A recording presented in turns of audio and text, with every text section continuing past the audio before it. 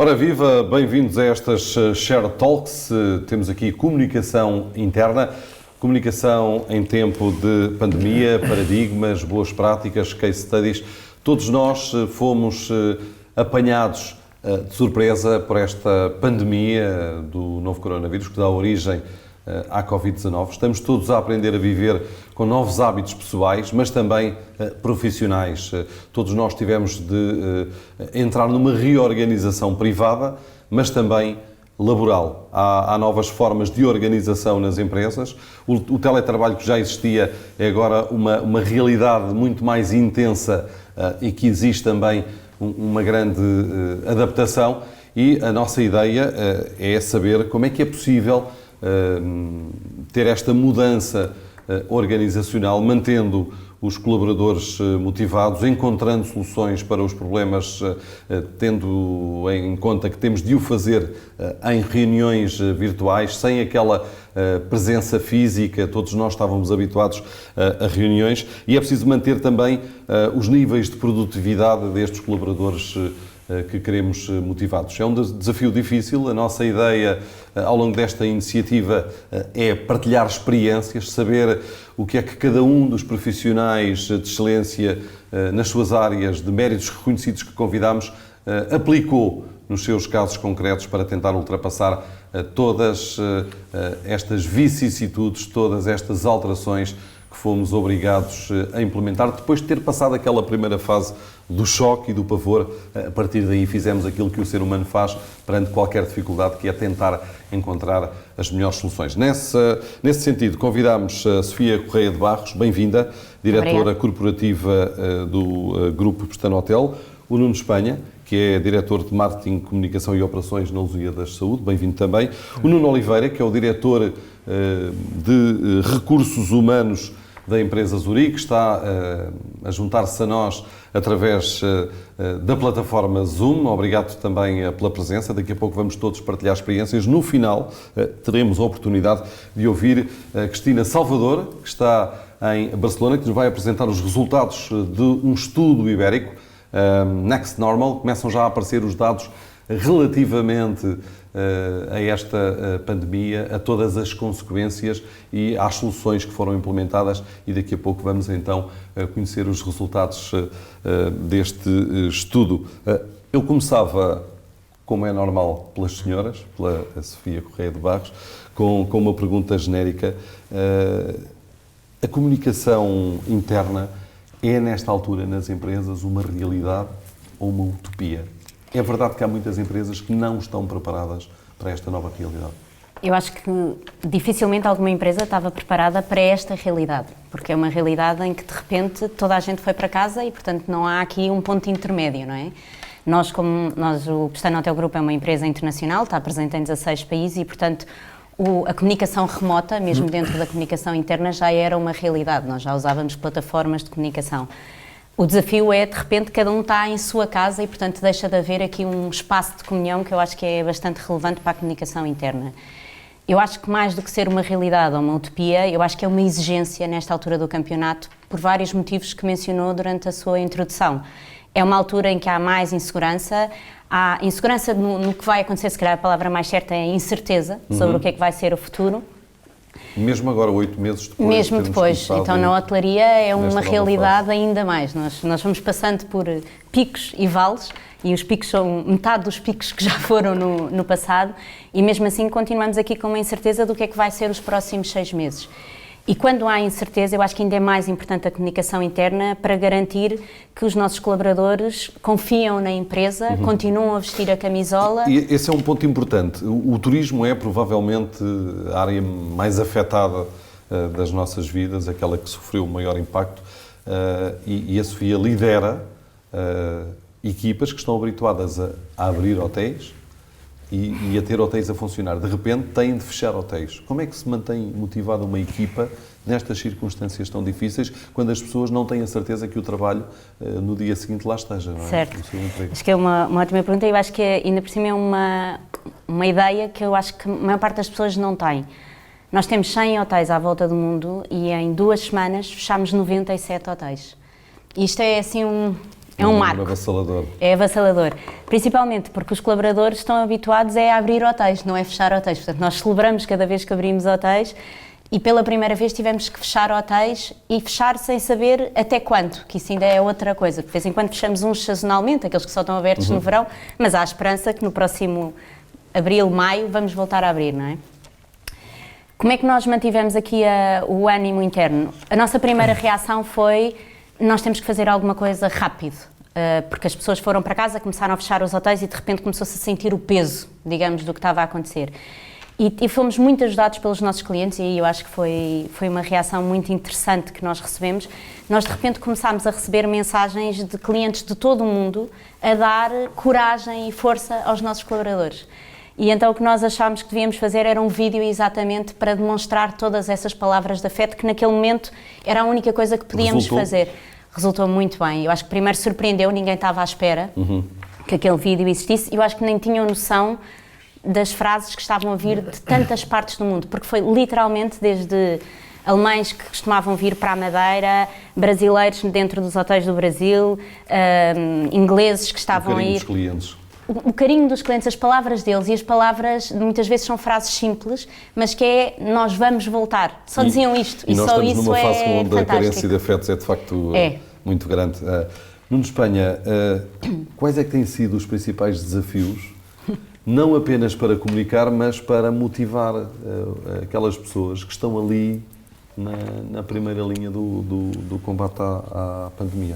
Bem, eu diria, antes de mais, obrigado pelo convite, eu diria que os desafios foram totais, não é? Ou seja, especialmente nos hospitais que nunca fecharam, ou seja, reduziram a atividade programada, mas continuaram a estar abertos. E, portanto, eu acho que o primeiro desafio foi, sabendo isso de antemão, era conseguir garantir que nós que ajustávamos as nossas unidades, nós temos 12 hospitais em Portugal, nós conseguíamos ajustá-los a uma nova realidade, sendo que também sabíamos que a programada não existia, mas as grávidas continuavam a ter bebés, os doentes oncológicos continuavam a ter que ser tratados e servidos e, portanto, de repente, nós no espaço de 15 dias não fechámos efetivamente, fechámos algumas clínicas, mas aquilo que nós tínhamos que garantir era que dentro do mesmo hospital tínhamos vários hospitais e essa foi a realidade.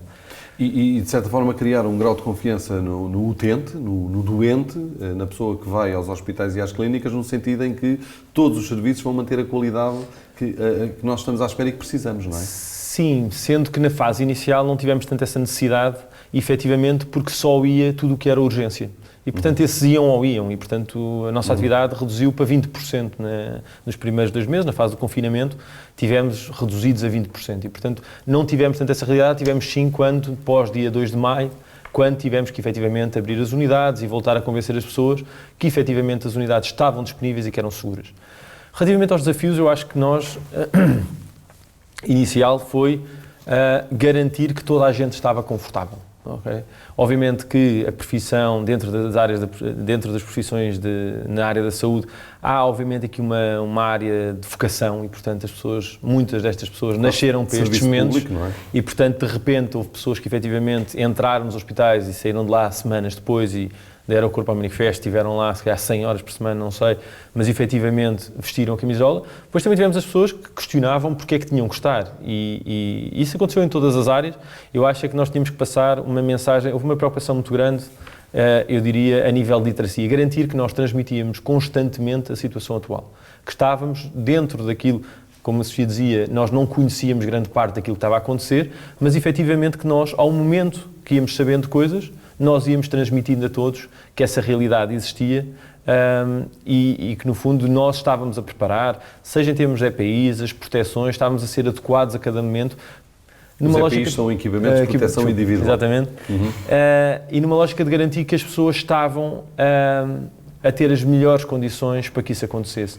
E teve uma preocupação quase pirâmide Maslow, não é? Garantir que as pessoas estavam bem. Portanto, a primeira preocupação foi dizer não vamos despedir ninguém vai para layoff. Tivemos a preocupação de garantir, porque houve pessoas, efetivamente, muito profissionais que estiveram em casa e que não existiam, portanto, garantir que se houvesse necessidade nós adiantaríamos essas remunerações. Criámos logo uma linha de apoio para os colaboradores e para as famílias, porque sabíamos que isto ia afetar, seja o que for, sejam os profissionais que estavam em casa e que iam estar longe da família, mas ao mesmo tempo a família que estava sozinha e de repente estava confinada numa casa, toda uma realidade nova. E, portanto, esses foram, diria eu, os desafios iniciais que nós sentimos na pele, quando, obviamente, eu diria que hoje sabemos muito mais, mas se olharmos bem, também sabemos muito pouco na mesma. E esse tem sido o desafio que todos nós estamos a viver e que, obviamente, no setor da saúde também se está a sentir. Muito bem. Nuno Oliveira, este negócio segurador é um negócio de proximidade, é provavelmente um dos negócios que mais se tem ressentido ao longo desta pandemia. Há um desafio muito grande que é manter o contacto permanente com os mediadores, com a comunicação interna, com os clientes e manter toda esta rede alargadíssima a funcionar de forma eficaz. Não tem sido fácil? Sim, tem sido de facto muito desafiante. Eu diria que, tal como os meus colegas já referiram, ninguém estava verdadeiramente preparado para, pelo menos com este nível de abrangência, trabalharmos todos de uma forma mais remota. É verdade que já vínhamos promovendo um conjunto de práticas que visavam conciliar o misto entre o presencial e a gestão à distância. É porque, desse ponto de vista, algo que também já vínhamos sentindo, era uma dificuldade crescente na gestão das nossas agendas, todas elas muito preenchidas. De facto, a implementação de um conjunto de práticas que já vínhamos promovendo na gestão do trabalho à distância, claramente poderemos dizer que vieram facilitar, de alguma forma, aqui um pouco esta adaptação a este novo normal, como muitos de nós apelidamos. Não obstante isso, utilizaram a keyword que nos caracteriza, proximidade não apenas porque o nosso negócio é um modelo de negócio intermediário e, portanto, claramente aqui a comunicação assume um papel preponderante, não só na forma como nós articulamos e vendemos os nossos serviços, também, acima de tudo, no apoio que, em termos diários, temos que continuar a garantir a toda uma rede de parceiros. Nós enquadramos como uma extensão da nossa própria estrutura e, simultaneamente, a própria estrutura de colaboradores da Zurique, que, habituada também ela a uma cultura de proximidade, a uma cultura de alguma informalidade, naturalmente tivemos que introduzir aqui um conjunto de práticas que, de alguma forma, visassem colmatar esta vertente social que tanta falta nos faz. Muito bem. Sofia Correia de Barros, nós temos aqui um modelo de trabalho misto, presencial e ao mesmo tempo em teletrabalho. Não é um processo fácil manter estas pessoas interligadas e, acima de tudo, funcionando de uma forma eficaz e homogénea. Como é que se faz? Embora, enfim, com tantos hotéis pelo mundo inteiro, já havia uma realidade de contacto, enfim, um pouco diversificada, podemos dizer assim. Sim. Então, sim, é verdade, nós já usávamos todas estas tecnologias, que era o Teams, que é o que nós usamos lá, ainda não usávamos de uma forma tão intensa, digamos, mas já usávamos plataformas parecidas para falar com os diferentes países. Eu acho que na hotelaria, além de termos o trabalho remoto e o trabalho presencial, porque nos hotéis as pessoas estão a trabalhar presencialmente, nós ainda temos uma terceira camada, que são os layoffs. Nós, ao contrário da saúde, é um setor que entrou em layoff e isso foi outra dimensão que teve que ser gerida durante este contexto, em tentar explicar às pessoas porque é que nós todos tínhamos que entrar em layoff. A empresa toda entrou em layoff e a administração, onde eu me incluo, deu o exemplo e fomos os primeiros a participar nesse movimento. E, portanto, conciliar remoto, presencial e ainda um trabalho parcial, porque o layoff tem esta componente que podemos estar a trabalhar em parte do dia, é um desafio. O que é que nós temos estado a fazer? Nós intensificámos bastante a comunicação interna, que eu acho que se calhar é também um dos temas que nos traz cá. E começámos, a primeira coisa que foi feita, e acho que foi um momento bastante marcante para a organização, foi uma comunicação que houve do nosso CEO para toda a organização, para explicar, e foi logo no início, nós fomos para casa em março, mais ou menos, meio de março, portanto foi no princípio de abril, tivemos logo uma comunicação do nosso CEO em real time para todo o mundo, para explicar o que é que nós estávamos a viver, como é que a Comissão Executiva estava a ver o que estava a acontecer, de certa forma voltar a tranquilizar as hostes, como se costuma dizer, e mostrar o sinal de confiança no meio da incerteza que existia. Que é o grande objetivo da comunicação. Que é o grande objetivo. E dar um pouco nota do que é que estava a acontecer em cada país. Se calhar, tal como na Zurique, nós temos vários países e todos com realidades muito diferentes.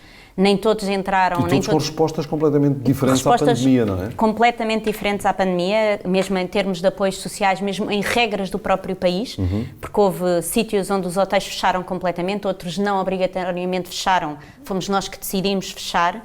E, portanto, gerir toda esta diversidade é um desafio. Mas eu acho que é a comunicação interna que tem que entrar e portanto, o primeiro sinal de confiança foi exatamente esta comunicação do CEO.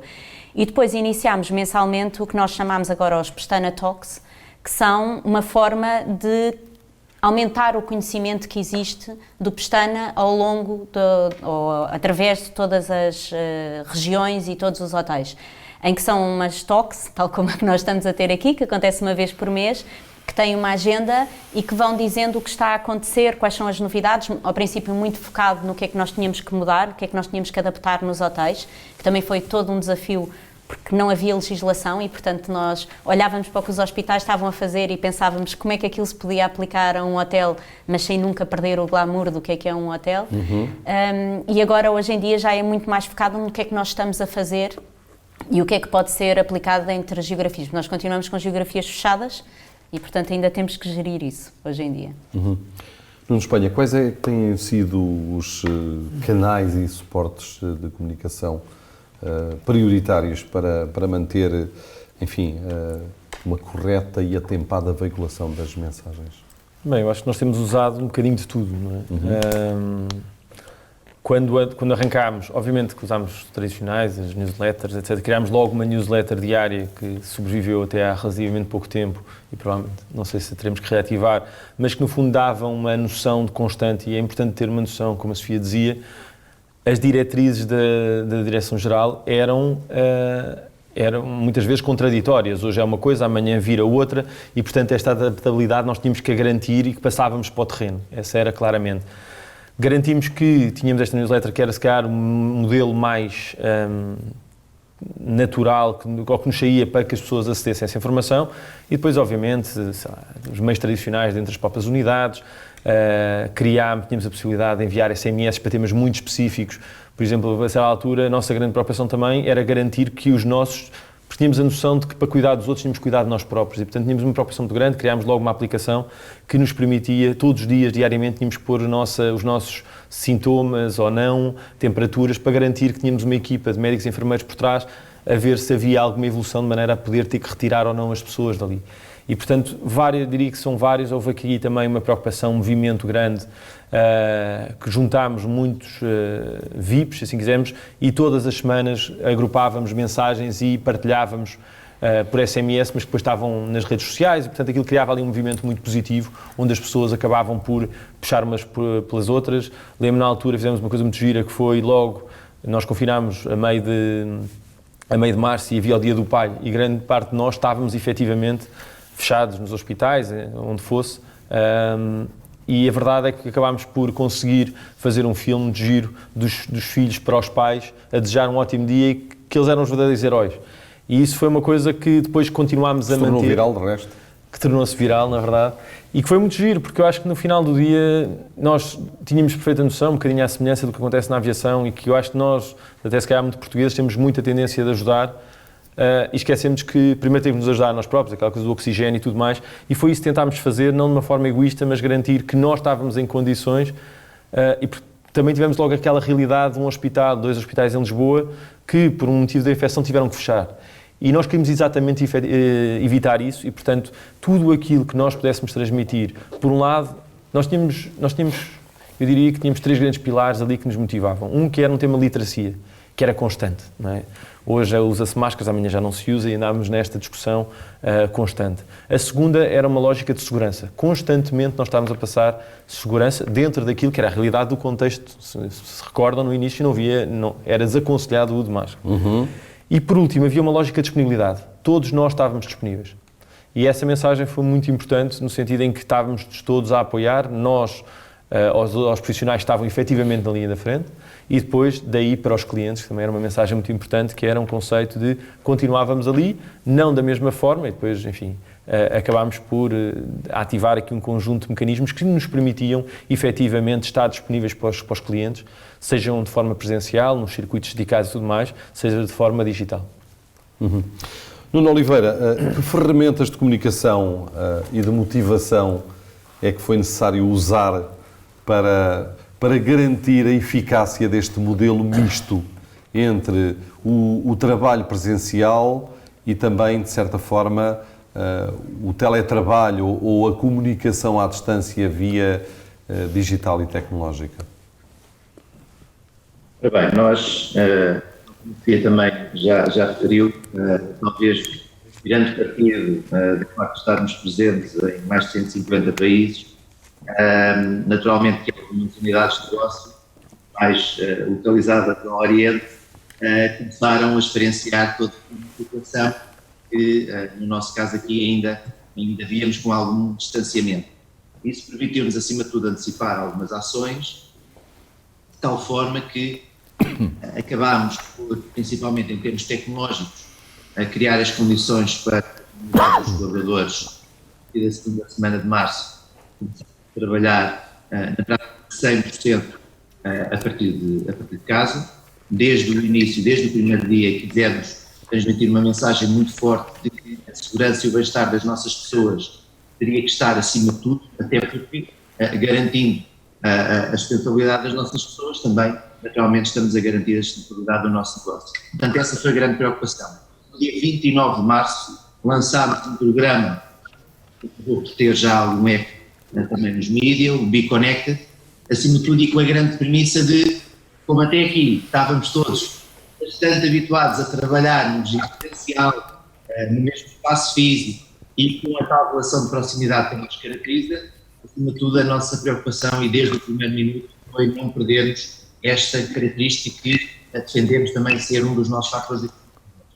Portanto, o Be Connected começou também, acima de tudo, caracterizámos as conversas com o CEO e aqui realizámos diferentes calls com a grande preocupação de mantermos uma comunicação fluida, muitíssimo transparente, porque em tempos de incerteza, e como já aqui referimos, a comunicação será sempre a principal estratégia e, portanto, quisemos, de alguma forma, ir partilhando de uma forma progressiva e gradual a forma como tudo isto estava a impactar as várias medidas que estávamos a procurar e a forma como as queríamos implementar para que todas as pessoas também pudessem dar o seu input, para que todas as pessoas pudessem ter uma clara evidência, não só, de facto, da forma como estava a impactar o negócio, mas, acima de tudo, na perspectiva de curto prazo, a forma como íamos procurar a resolver e dar resposta a cada um dos desafios. Adicionalmente, e fruto de uma rede social interna que já temos na companhia, eu diria que catapultámos e procurámos catapultar ainda mais toda a troca de experiências não apenas naturalmente do ponto de vista profissional, mas também do ponto de vista pessoal e familiar, porque a extensão dos nossos escritórios neste momento passou a ser a casa de cada um de nós, não é? E portanto, desde os animais de estimação que são presenças assíduas nas nossas calls, aos nossos filhos e a outros imprevistos que naturalmente no ambiente menos controlado podem surgir, portanto tudo isso procurarmos transformar em experiências positivas, como forma também de aligerarmos a ansiedade que acaba muitas vezes inerente. Oh, Nuno, e agora as reuniões e os brainstormings já decorrem de uma maneira um bocadinho, enfim, menos tensa, mais distendida? Nota as pessoas com outro tipo de... Porque nós passamos muito tempo em casa, não é? E portanto, evitamos aquele desgaste diário que é andarmos nas filas com os nossos automóveis, passarmos muito tempo dentro dos automóveis, termos de estar à espera para almoçar em restaurantes sobrelotados, de repente temos outro tipo de qualidade de vida. Isso depois nota-se na relação entre os colaboradores das empresas em momentos de maior tensão? É um ambiente mais distendido, podemos dizer assim? Eu acho que vivenciámos todos, se calhar, 2 ou 3 momentos diferentes. Um primeiro que foi aquele em que imediatamente fomos todos colocados em casa e não eram precisas grandes explicações, porque todos sabíamos o propósito e de facto o que queríamos era salvaguardar a saúde e o bem-estar e simultaneamente também extensível às nossas famílias. Portanto, houve aqui um período, eu diria, de total alinhamento e colaboração, porque as coisas eram claras para todos, independentemente das incertezas que esta pandemia nos trazia para o futuro. Depois um segundo momento, se calhar, que nos baliza ali entre o período antes de férias, durante as férias, em que se calhar muitos de nós já estávamos convencidos que isto se calhar já tinha passado e, portanto, vamos lá a regressar todos, se calhar principalmente os pais, quase que ali um período de desgaste intensivo em que fomos pais, professores, educadores, amigos, colegas, tudo e mais alguma coisa e, portanto, havia uma ansiedade natural por parte de todos de regressarmos um bocadinho à nossa vida, àquela que nós apelidávamos normal e depois um período pós-férias, se calhar caracterizado por algum desânimo, de que afinal se calhar isto não passou, se calhar isto vai durar mais algum tempo e temos que arranjar estratégias não de curto prazo, mas se calhar estratégias mais consistentes. E portanto, desse ponto de vista, temos procurado, acima de tudo, aprender com a experiência que vamos tendo. Eu dou aqui um pequeno exemplo, quando no antigo normal, vamos assim caracterizar, se calhar a nossa principal comunicação era verbal. De um momento para o outro vimos abraços com, enfim, um peso crescente nos e-mails. Portanto, temos o Outlook, temos no nosso caso a nossa ferramenta oficial também é o Teams, mas tínhamos outra, temos o Skype também, à parte do telefone fixo, apesar de já ser uma aplicação digital nos computadores, à parte dos telemóveis, ou seja, às 2 por 3 estamos aqui a promover, a partir do momento em que estamos a trabalhar maioritariamente à distância, estamos a promover, eu diria, um desalinhamento e até um stress acrescido às pessoas que deixam de gerir um canal de comunicação principal e passam a gerir, no nosso caso, 6 ou 7. E, portanto, uma das grandes experiências que temos vindo a aprender ao longo destes 7, já quase 8 meses, é, acima de tudo, tentarmos restringir ao mínimo essencial os canais de comunicação para também, desta forma, procurarmos reduzir os níveis de stress que temos vindo a notar por parte das nossas pessoas, sejam elas parceiros ou colaboradores. Muito bem. Eu diria que tem sido uma das grandes experiências. Sofia Correia de Barros, como é que é continuar a vender experiências nos hotéis, numa altura em que, enfim, há umas restrições muito grandes, até eu diria esmagadoras e difíceis de contrariar para viajar, e há um receio da parte das pessoas, porque há hotéis muito grandes, onde é preciso partilhar elevadores, piscinas, spas, zonas comuns de refeição. Isto é um desafio gigantesco. É. Eu vi logo pelo seu ar. Isso é a pergunta. Então, eu acho que se calhar o desafio até começou um bocadinho antes, porque na altura em que fechámos de repente os hotéis todos, nós percebemos que tínhamos que falar com os nossos colaboradores, mas tínhamos que continuar a falar com os nossos clientes. E isso é que é um desafio. Como é que eu falo com clientes quando eles não podem vir para os meus hotéis, mesmo que queiram? Portanto, eu tenho que gerir aqui. E foi interessante, já alguns de nós partilhámos aqui o que fizemos nas redes sociais e nós fizemos um movimento que tentou trabalhar ao mesmo tempo os colaboradores e os clientes, em que chamámos Be Safe, Be Positive, Be Inspired, que era exatamente as 3 fases. Seguro, positivo e inspirado. Em que começámos muito pela parte do Be Safe, tal como o Nuno Oliveira estava a dizer, que é nesta altura estão em casa e, portanto, Be Safe, e nós estamos preocupados convosco, nós, enquanto grupo hoteleiro, também estamos preocupados convosco e vamos dar ideias do que é que vocês podem fazer em casa, portanto, uma lógica de sugestões, obviamente muito ligadas com viagens e com hotelaria. Depois passámos para a fase do Be Positive, que é isto há de melhorar. E vocês estão fechados em casa há tanto tempo que agora podem começar a sonhar sobre o que é que vai começar a acontecer e, portanto, começar a dar sinais positivos, muito com imagens. Nós temos os hotéis têm imagens fabulosas, não é? Portanto, dão perfeitamente para sonhar e trabalhamos essa componente. E depois o Be Inspired já era mesmo na última fase, em que começávamos a dar sugestões concretas. Só que agora entramos numa fase mas ao ainda mais difícil. Ao mesmo tempo, nós tivemos que começar a trabalhar na dimensão que estava a dizer, que é como é que eu vou preparar o hotel para receber as pessoas, para elas se sentirem em segurança. Porque nós queríamos ter procura, mas queríamos que as pessoas se sentissem bem dentro do nosso hotel, porque depois, se a experiência corresse mal, ainda era pior emenda do que soneto, não é? Como se costuma dizer. E então tivemos um grupo de trabalho, foi uma forma de envolver as pessoas e fazer com que elas vestissem a camisola. Pedimos às pessoas de diferentes regiões, de diferentes funções, para começarem a pensar como é que mudavam o hotel de modo a que ele fosse um sítio seguro.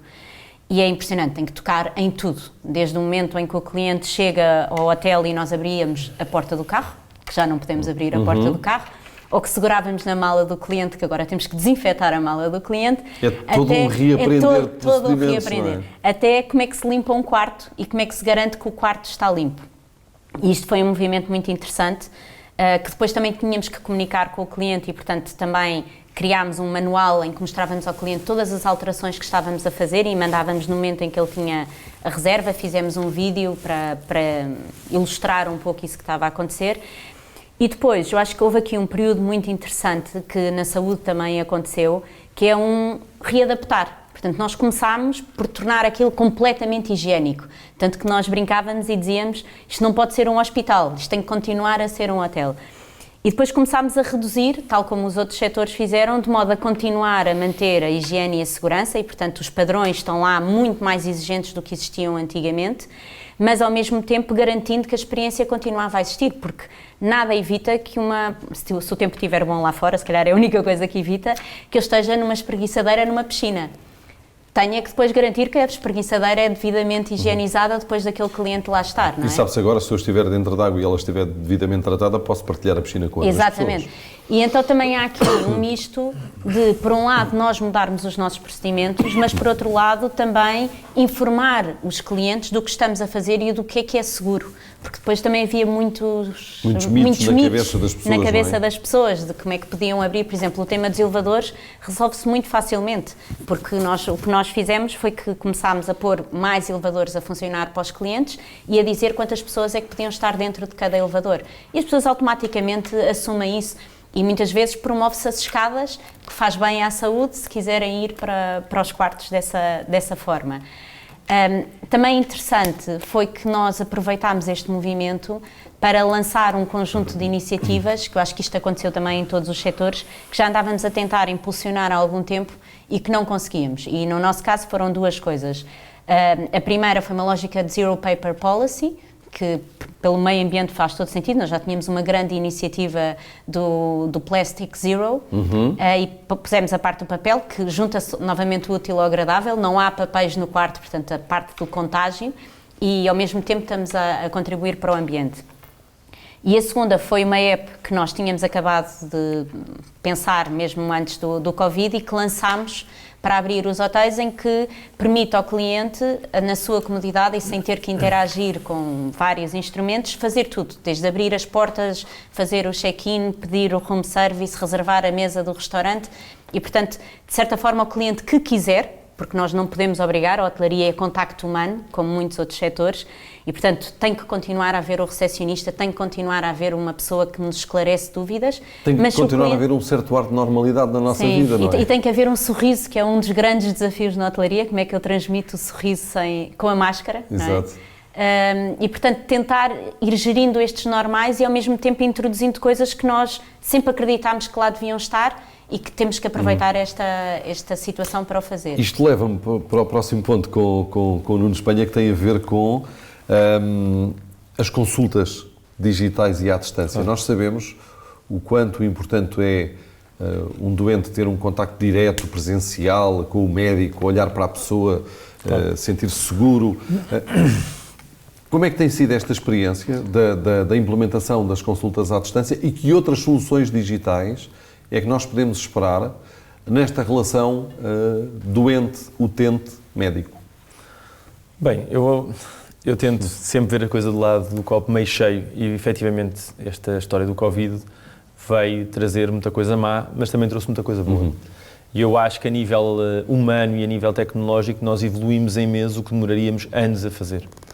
Hoje, se calhar, cuidamos muito mais de nós próprios, dos nossos e dos outros, e obviamente que a tecnologia teve aqui um papel que era obrigatório. Eu já tinha tido em vidas passadas a experiência de tentar montar teleconsultas e foi sempre um flop.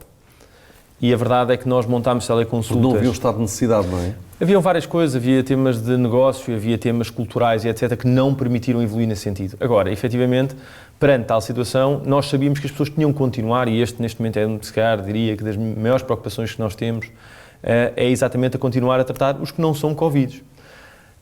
E nós tínhamos que continuar a fazer chegar a essas pessoas de risco e etc., para além daqueles que obrigatoriamente tinham que ir, e que já falámos, os oncológicos, as grávidas, etc., etc., mas efetivamente as pessoas tinham que continuar a consumir. Eu recordo-me, nós montámos as teleconsultas num fim de semana.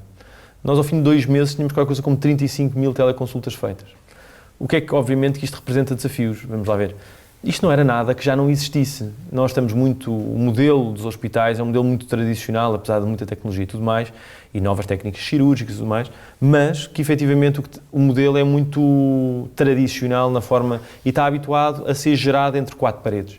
E nós já tínhamos imensos sinais dos nossos profissionais que passavam, se calhar, 1 hora e meia por dia, já a responder a WhatsApps, fotografias, de e-mails, etc., etc., coisa que nós íamos tentando gerir o melhor possível, mas punham-se questões de relacionamento, questões legais e etc., que não estavam salvaguardadas. Obviamente, com o tema das videoconsultas, teleconsultas, passámos efetivamente a conseguir chegar. Se é a mesma coisa, não é. Agora, nós sabíamos que era melhor... E há uma necessidade de alargar a determinados setores que estão menos identificados com as novas tecnologias, pessoas mais velhas, pessoas, enfim, que... Mas tivemos uma adesão muito grande. É engraçado que a taxa de penetração por faixa etária é muito semelhante, especialmente porque depois acabamos, os pais ajudam os filhos ajudam os pais e depois acabamos por ter a necessidade de continuidade. Agora, efetivamente no início serviu para tudo e eu acho que foi muito bom. Agora, há especialidades onde isto é mais fácil, outras que são mais difíceis. Aqui, quando retoma a grande dificuldade que nós tínhamos, ou o desafio foi, ok, tudo bem, então como é que nós integramos com os cuidados naturais? Quando é que é o momento para ter uma teleconsulta, quando é que é o momento de ser presencial? E estamos nesta discussão, no sentido de garantir que estes cuidados são integrados, que esse é um dos grandes desafios que já temos há anos e que eu acho que neste momento torna-se pertinente voltar ao tema. O que acontece? Esta segunda vaga veio abanar um bocadinho tudo isto e de repente aquilo que era a tendência de voltar a trazer as pessoas aos hospitais, de forma natural, obviamente que está comprometida e nós sentimos isso. Eu tenho um contacto center também e começámos logo a sentir as pessoas a não aparecer ou a ligar a desmarcar ou então dizer, olha, afinal prefiro uma teleconsulta. E portanto estamos neste momento a voltar atrás. Se a tendência será esta, eu acho que sim, é uma coisa que vai ficar. Não sei se neste molde tão digital quanto nós o conhecemos, eu acho que nada vai ficar como estava, nada vai ficar como está. Acho que vamos criar efetivamente aqui não fico fascinado pela palavra novo normal, mas provavelmente... A normalidade possível, se calhar. A que seja, e que obviamente vamos começar a alargar. Obviamente quando me perguntam o que é que são os próximos passos daqui, o home care, parece-me, os cuidados em casa, a hospitalização domiciliária, etc., vai ser uma tendência e a parte digital vai ter aqui um papel preponderante na forma de cuidar. A lógica dos programas, a saúde em Portugal está ainda muito focada na doença e não na saúde e naturalmente vai haver aqui e sente-se um movimento de começarmos a cuidar.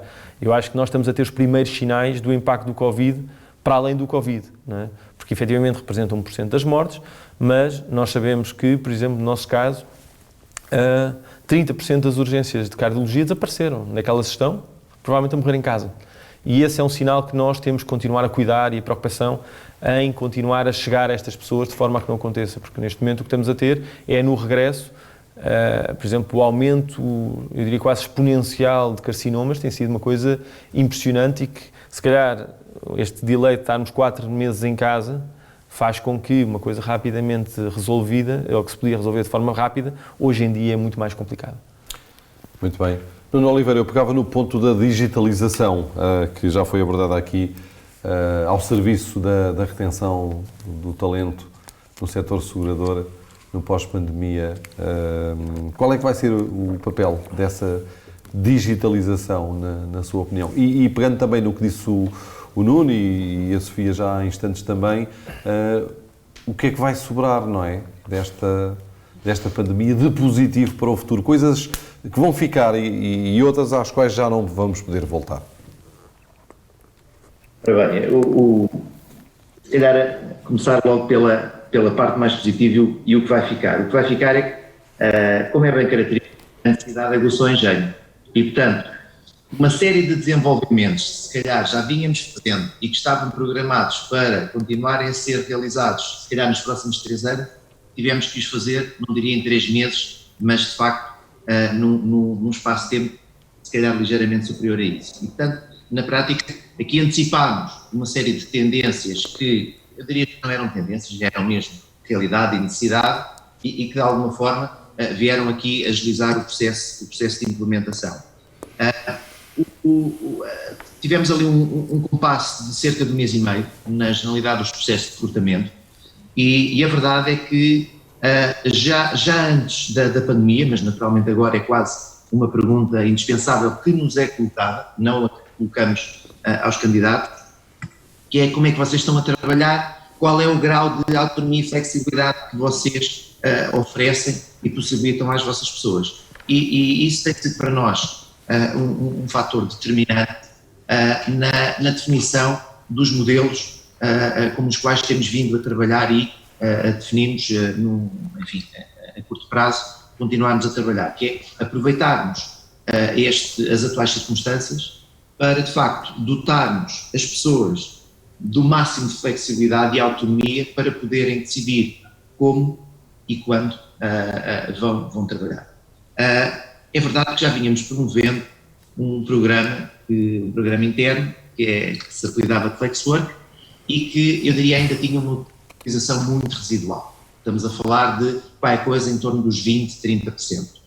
Ora bem, eu diria que fruto da resistência natural, todos nós, um estudo que tínhamos consultado anteriormente referia que mais de 60% da generalidade das pessoas continuava a preferir trabalhar no escritório como forma de manter as suas rotinas.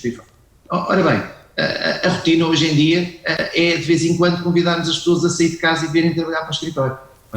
É a forma que hoje temos de quebrar a rotina e, portanto, há aqui toda uma mudança de paradigma. É engraçado que eu, há relativamente pouco tempo, teve uma conversa comigo no sentido de, enfim, por um lado, estamos a melhorar todo um conjunto de aplicações, uma delas muito focada nas pessoas, o MyPDC, que é o My Performance, outra que é o My Development, tudo isto com uma componente naturalmente digital. E de facto, acima de tudo, está-nos a permitir dar resposta a estas circunstâncias, mas a preocupação que o meu CEO partilhou comigo e que me pedia para mantermos sempre bem presente era não substituirmos literalmente o presencial pelo digital, porque naturalmente isso ia-nos fazer perder também um conjunto de outras coisas que nos caracterizavam. E portanto, qual é o desafio? Desde logo a proximidade, não é? Desde logo a necessidade de proximidade. Porque a noção, de facto, vários têm sido estudos que inclusive dizem que através deste tipo de aplicações até temos a capacidade de observar pequenos detalhes que se calhar numa reunião presencial estariam bem mais dispersos, mas a verdade é que o paradigma é completamente diferente. E, portanto, a competência que hoje todos nós temos muitíssimo mais noção que trabalhar no escritório, numa organização, exerce e que de facto hoje, porque estamos mais isolados, estamos em casa, sentimos falta disso mesmo, da tal componente social que acabava por nos possibilitar uma gestão mais fácil e otimizada do dia a dia de trabalho. Se não, vejamos, mesmo que tivéssemos o dia preenchido de reuniões, quanto mais não seja, o simples facto de sairmos de uma sala de reuniões, irmos para outra, passarmos pela copa, a cruzarmos ali com uma outra pessoa, isso era uma componente social importantíssima e que hoje, quer dizer, temos uma cola até às 10, depois se calhar temos outra logo das 10 às 11 e quer dizer, esses momentos de pausa que são tão importantes para a gestão da fadiga, para a gestão do stress ao nível diário, acabam por se perder se não forem devidamente geridos. Muito e portanto, aqui a nossa preocupação, para concluir, é de facto tentarmos aprender neste curtíssimo espaço de tempo que temos com toda esta circunstância de confinamento, que é uma palavra, é capaz de ser a palavra seguramente top 5 de 2020, mas por fora... Pandemia será a palavra do ano, provavelmente. Pandemia será a palavra do ano, confinamento será uma das 5, sem dúvida. Provavelmente. Mas, acima de tudo, queremos envolver as nossas pessoas na definição dos modelos que queremos continuar a utilizar para trabalharmos no futuro próximo. Esse é o trigger. Muito bem. É o momento de chamarmos, enfim, a esta iniciativa, a este evento, a Cristina Salvador, que está em Barcelona. Ela foi jornalista, é uma pessoa desde sempre ligada à comunicação. Vai apresentar-nos o estudo Next Normal, ela que é fundadora da Both People and Comms, e na prática, Cristina, aquilo que nos vai dizer é como é que as empresas espanholas se estão a adaptar a esta nova realidade, a este novo normal, a que eu gosto mais de chamar a normalidade possível. Obrigada, António, e obrigada também a New Creativity pela parceria e a invitação. Feliz por estar aqui com vocês. Excusas, eu não falo português, como veis. Percebe-se muito bem. Voy a cambiar al castellano, que me encanta, es preciosa. Muy interesante, de verdad, las intervenciones de los Nunos y de Sofía. Me ha encantado lo que han compartido y la similitud de las situaciones y de las reacciones que han tenido las organizaciones. Les felicito por el ingente, inmenso trabajo que han hecho y por, yo creo que la importancia, ¿no?, que ha ganado la comunicación interna y las personas en las organizaciones en tiempos de pandemia, en tiempos de crisis. Y nosotros en Both somos una agencia que trabajamos en esa confluencia, en ese merge de people and comms, de personas y comunicación. Y hoy en día esto es esencial para todas las organizaciones. Hemos tenido a grandes CEOs, grandes presidentes de organizaciones preocupados y pendientes cada día por la comunicación, por la escucha, por estar ahí.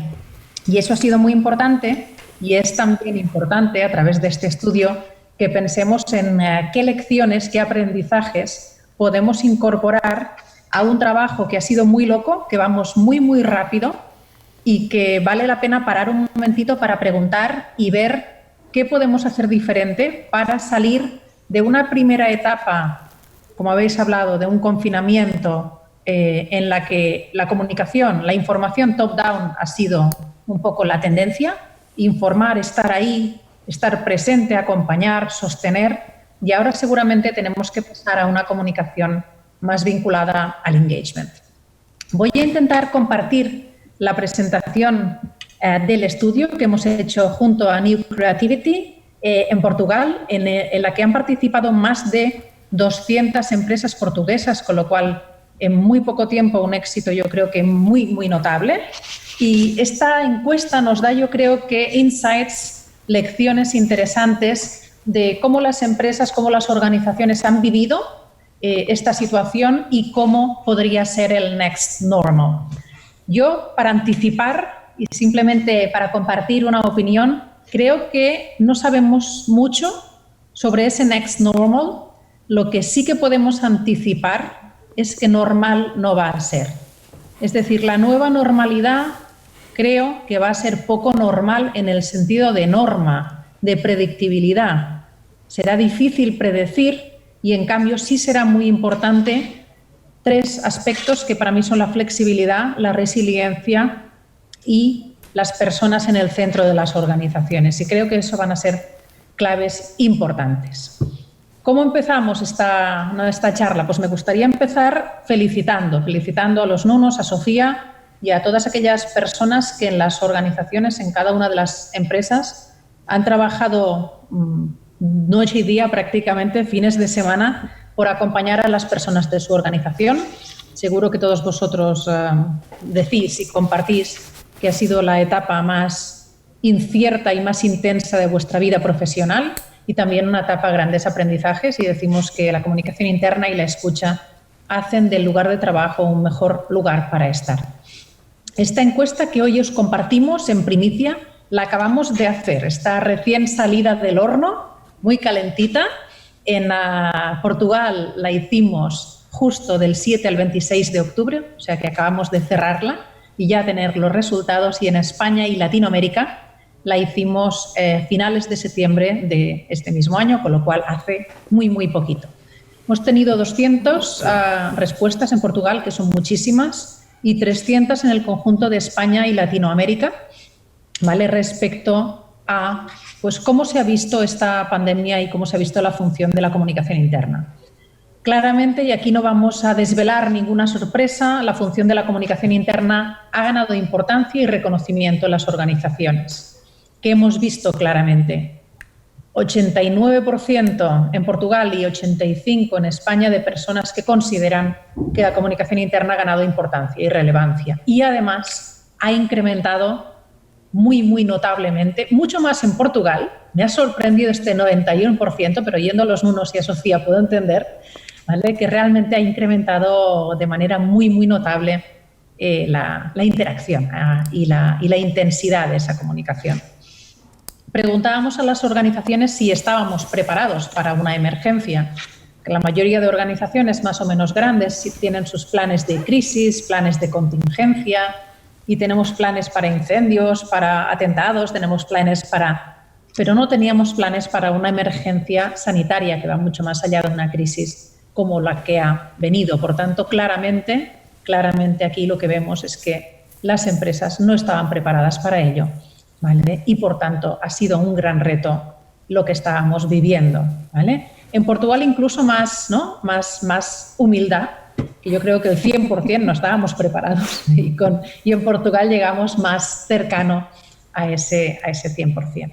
¿Qué nos ha pasado en las organizaciones y cuáles han sido las principales iniciativas que se han llevado a cabo para replantear la comunicación interna? Como habéis mencionado vosotros antes, el teletrabajo ha sido como el gran revulsivo, el gran trigger de los cambios. Pero ha sido un teletrabajo obligado, como decía Nuno Oliveira, con los niños que pasaban por detrás, nuestros hijos, con bastantes distracciones, con muchísima ansiedad. Por tanto, no es el teletrabajo ideal que imaginábamos, pero sí que nos ha motivado incluso a cambios, a retos, a challenges en el liderazgo.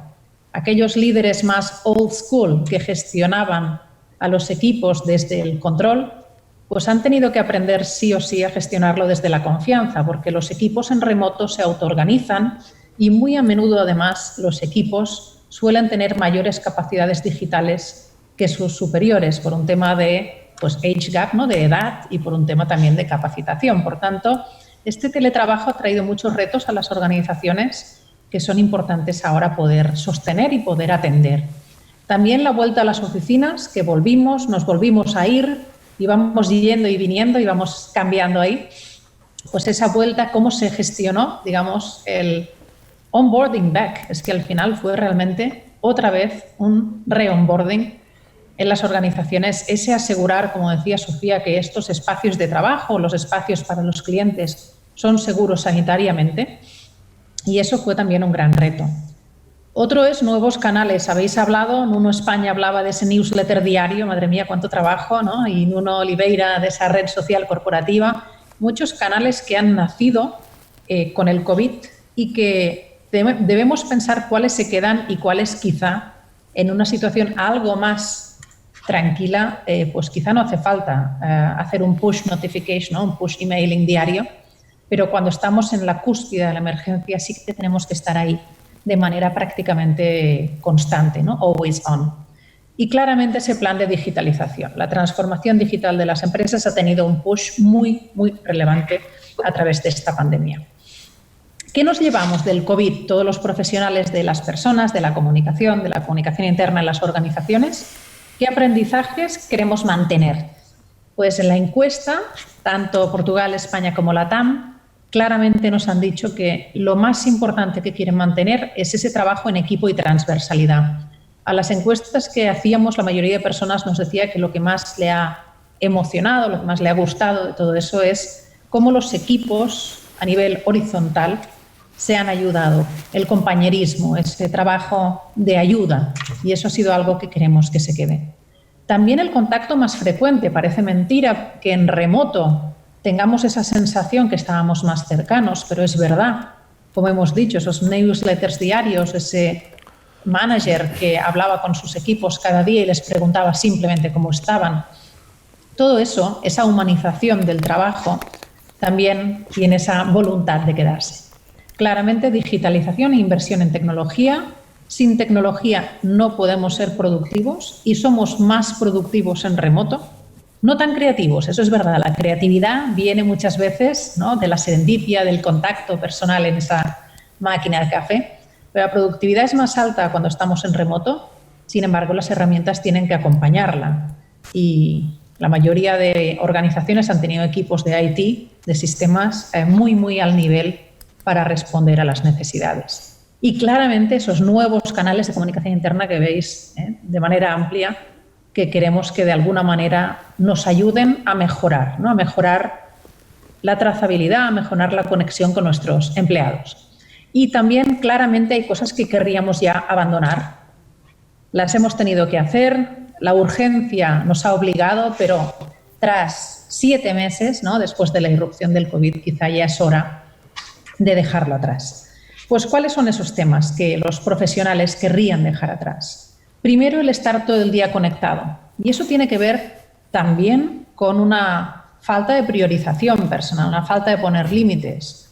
Ante el susto de la emergencia, ante ese shock inicial que nos obligaba a estar siempre sosteniendo a los equipos, pues no hemos tenido ni días, ni noches, ni fines de semana, pero claramente en algún momento es bueno que recuperemos los límites, el work-life balance y, por tanto, que vigilemos como managers con nuestros equipos de no enviar mails fuera de horario laboral, de no poner reuniones a según qué horas intempestivas, de no pedir reports e informes constantemente. Por tanto, permitir el detox digital de la gente es algo muy importante.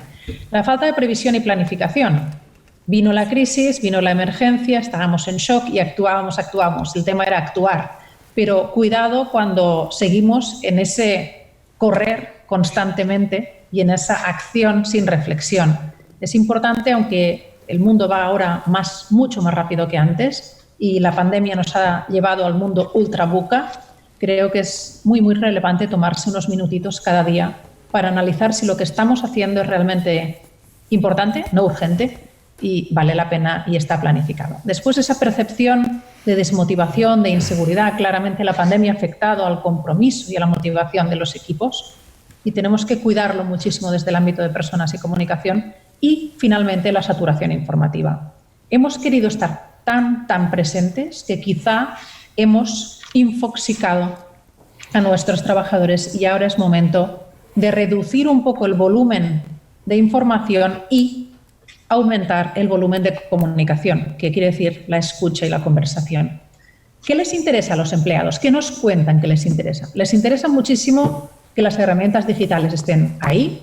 ¿Cuáles son las políticas de teletrabajo de las organizaciones? Y vemos muchísimos casos, ahora ha salido una nueva normativa en España de teletrabajo, que todavía hay muchas empresas que se resisten a ello, y no digo empresas de servicios esenciales como el ámbito de la salud o un supermercado, el ámbito, ¿no?, de servicios de primera necesidad, sino empresas que no son esos servicios de primera necesidad, muchas veces también tienen algo de resistencia de permitir a sus empleados teletrabajar. Por tanto, hay una gran exigencia por parte de los empleados al teletrabajo, a los planes de salud y bienestar, y también quieren saber cuáles son los resultados y situación financiera de la empresa para estar mínimamente, dentro de lo que se pueda, tranquilos, ¿no?, respecto al futuro posible de esa organización. ¿Cuál es la buena noticia después del susto, del shock de la pandemia y tras 7 meses? Pues que ahora, después de tanto remar y de tanto trabajar, ya sí que estamos preparados para ese next normal. En Portugal, mucho más positivos y optimistas respecto a esa preparación. En España todavía, bueno, vamos un poco por detrás, ya lo veis, vosotros lo estáis haciendo bastante mejor. Y, por tanto, pues, pero en términos generales sí que se ve que 3 de cada 4 personas en término medio están de acuerdo con esta afirmación de que ahora ya sí estamos preparados para ese next normal. Yo soy muy optimista de naturaleza, pero creo que todavía queda mucho, que todavía nos falta, que todavía hay muchas asignaturas pendientes, que todavía estamos corriendo demasiado y no reflexionando, y que es bueno que nos paremos 2 minutitos a ver ¿cuáles son los grandes retos para las organizaciones hoy? ¿Y en qué nos tenemos que enfocar hoy? Que no es ese newsletter diario, no es esa comunicación top-down permanente, sino es también en otros ámbitos. Hemos trabajado en la pirámide de Maslow vinculada a ese New Normal o Next Normal. ¿Y qué hemos analizado? Hemos analizado el nivel de engagement de los trabajadores y cómo debemos incrementar, mejorar la motivación de los trabajadores en las organizaciones siguiendo la pirámide de Maslow. Y en la pirámide de Maslow lo más importante es ver que la motivación máxima está en la cúspide, está arriba, pero que si no tenemos la base y la base no funciona, no llegaremos jamás a la cúspide. Por tanto, ¿cuál es la base de la pirámide? Hemos de conseguir que nuestra organización pueda proveer de sustento, es decir, que tenga un futuro económico posible para que nuestros trabajadores sientan que les podemos, ¿no?, proveer de ese sustento, de ese sueldo que les permite, de alguna manera, vivir en el día a día. La siguiente eslabón de la pirámide es la seguridad. Sofía antes nos hablaba de la seguridad. Una seguridad sanitaria, física, de empleo. Necesito pensar que mi lugar de trabajo o ese lugar, digamos, como un hotel, es un lugar seguro.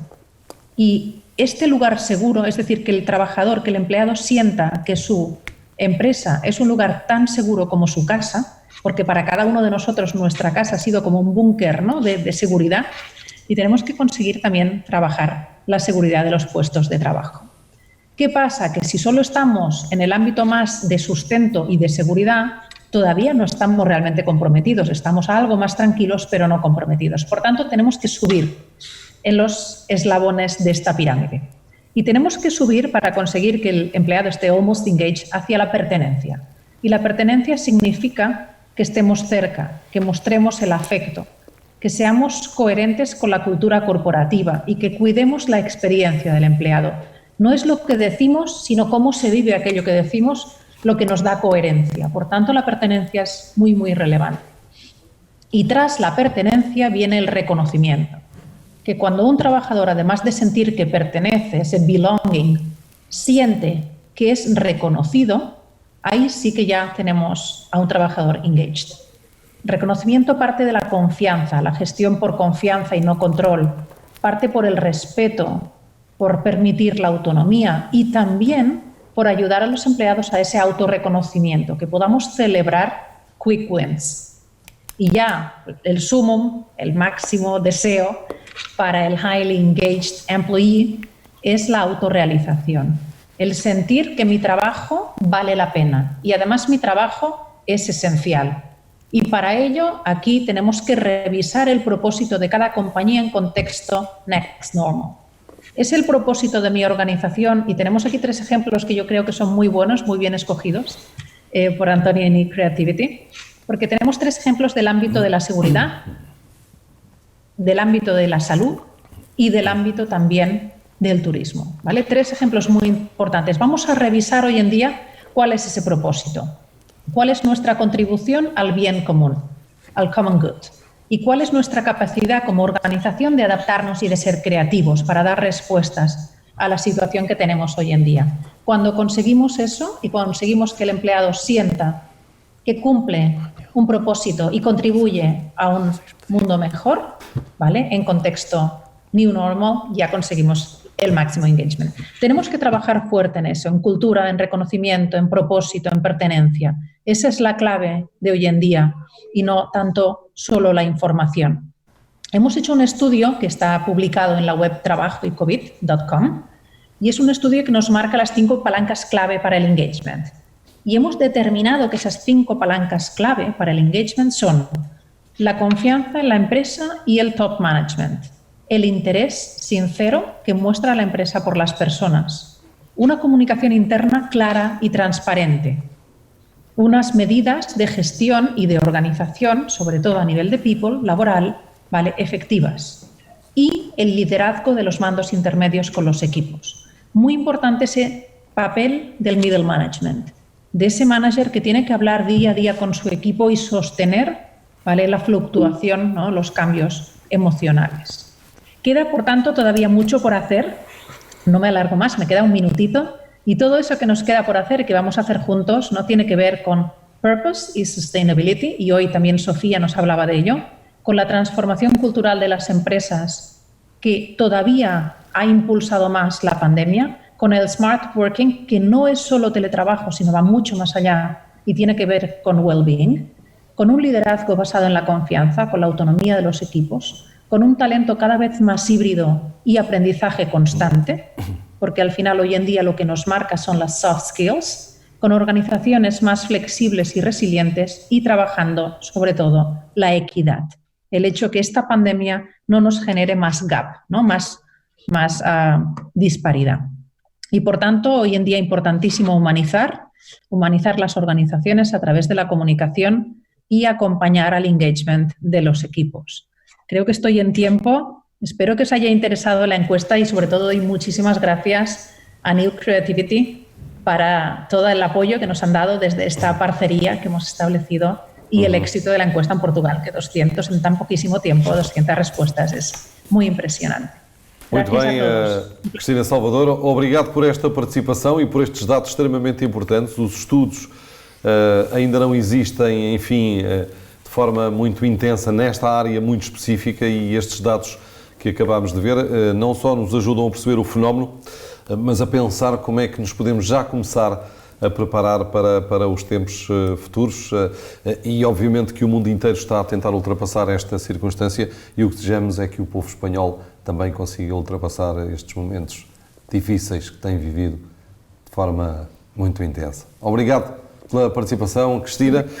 Nós vamos aqui uma última pergunta aos nossos convidados, quer a Sofia, quer os Nunos, como disse há pouco a Cristina, o Nuno Espanha e o Nuno Oliveira, e a questão é muito concreta, é como é que vai ser a comunicação interna no futuro próximo, depois de termos visto alguns dados deste estudo. É um minuto, rigorosamente, para cada um, numa fase conclusiva, para nós tentarmos perceber o que é que nos espera. Eu acho que ainda estamos a aprender e, portanto, o que é que vai ser, eu acho que ainda é uma evolução. Acho que a Cristina falou aqui de algumas palavras que para mim fizeram muito sentido, a parte da confiança, da genuinidade, da transparência e a liderança intermédia.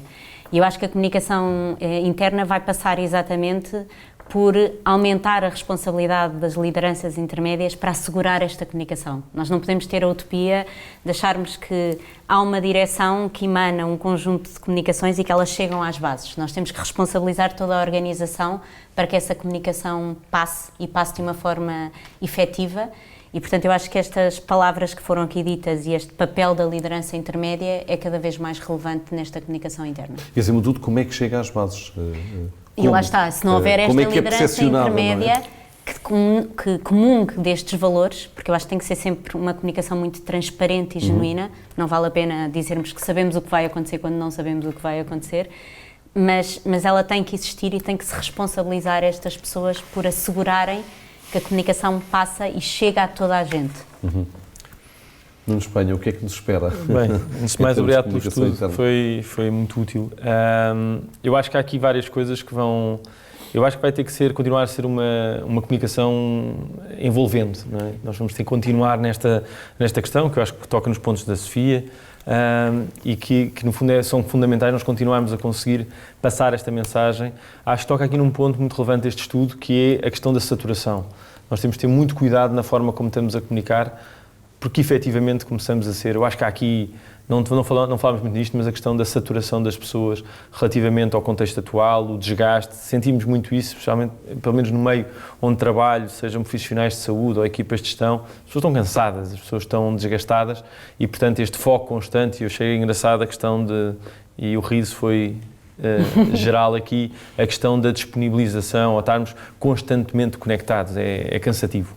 E, portanto, eu acho que temos que... A Cristina também diz que é uma questão de priorização, ou seja, nós também conseguimos organizar-nos nesta nova organização pessoal e profissional, não é? Não, isso sem dúvida. A questão é que a prioridade vai mudando, numa dinâmica que nós não estávamos preparados. Éramos muito mais, se achávamos que já não controlávamos o ritmo da vida, então hoje muito menos. E portanto eu acho que acho que para nós em termos de comunicação, respeitando esta questão de ser inclusiva, de respeitar o desgaste no sentido de sabermos comunicar o que é efetivamente relevante ser comunicado, porque as pessoas já estão cansadas, efetivamente. Eu acho que há a questão de nós temos que, pelo menos, especialmente na área da saúde, contribuir para a questão da literacia. Acho que há um desconhecimento gigante entre as realidades e muitos mitos ainda, e cada vez mais, e portanto é preciso garantir que isso acalma. Acho que tem que ser uma comunicação segura, garantir que aquilo que nós não é com base em ses e talvez é concreto, e se não houver nada para comunicar, que não se comunique, mas estar a querer, e eu acho que houve muita essa tendência de querer comunicar a qualquer preço, eu acho que tem aqui impactos negativos. E depois tem que haver uma lógica de transparência, porque eu acho que há, no meio disto tudo, tem que haver aqui uma preocupação grande em garantir que nós deixamos claro, da melhor maneira que sabemos, a situação em que estamos. E isso eu acho que é fundamental. Nuno Oliveira, vamos concluir com esta pergunta genérica para todos. O que é que nos espera? Como é que vai ser a comunicação interna no futuro? Bom, para além daquilo que a Sofia e o Nuno já referiram e que subscrevo literalmente, acima de tudo, uma informação, para além de igualmente objetiva e transparente, que continua a promover o envolvimento das pessoas, mais seletiva e mais direcionada para as pessoas que efetivamente têm que receber determinada informação, fazendo logo aí à partida um filtro de todo o manancial de informação. Por isso, acaba por ser um fator distrator e até de stress. Nesse sentido, enfim, nós já iniciámos um trabalho, não diria de abandonar o Outlook, porque não vamos conseguir abandonar, pelo menos num curto espaço de tempo, o e-mail, mas claramente estamos a construir já uma série de processos em cima de plataformas operativas, SharePoint, OneDrive, porque de facto, se fizermos uma analogia com o tempo que antes consumíamos no trânsito, com o tempo que também consumimos diariamente a responder a e-mails, se calhar uma parte desse tempo poderíamos tentar utilizá-lo de forma bem mais rentável. Depois, continuarmos a promover uma cultura de feedback contínuo e permanente, nomeadamente entre o middle management, que a Cristina também referiu ser determinante, e a generalidade das equipas, porque é dessa cultura de feedback e de aprendizagem contínua que vamos continuar a evoluir e adaptar-nos às circunstâncias, elas quais forem. Muito bem, obrigado ao Nuno Oliveira, eu agradeço mais uma vez à Cristina Salvador, ambos através da plataforma Zoom, o Nuno Oliveira em Lisboa, a Cristina Salvador em Barcelona. Obrigado. Agradeço também a presença ao Nuno Espanha e à Sofia Correia de Barros. Obrigado pela vossa presença nestas Share Talks, comunicação interna, comunicação em tempo de pandemia, paradigma, boas práticas, case studies. Na verdade, estivemos aqui numa partilha de experiências para sabermos aquilo que nos espera, para sabermos de que forma é que chegámos até aqui, ultrapassando dificuldades, encontrando soluções. É preciso muita paciência, muita resiliência, muita capacidade de resistência, mas também muita inovação e muita imaginação em busca de soluções. Pela minha parte, no meu pequeno contributo para esta conversa, digo-lhe que o mais importante é procurar informação credível, rigorosa, isenta, séria, credível e objetiva, porque muitas vezes aquilo que procuramos são mitos, são teses não comprovadas do ponto de vista médico, são teses que não existem e que são alimentadas por, enfim, nas redes sociais por pessoas muito pouco informadas. A informação credível deve ser, na minha opinião, quer nas empresas, quer na nossa vida pessoal e privada, um objetivo diário, porque é isso que nos vai manter informados, alerta e conscientes daquilo que estamos a viver. Uma pandemia, provavelmente o maior desafio das nossas vidas. Obrigado a todos pela vossa presença.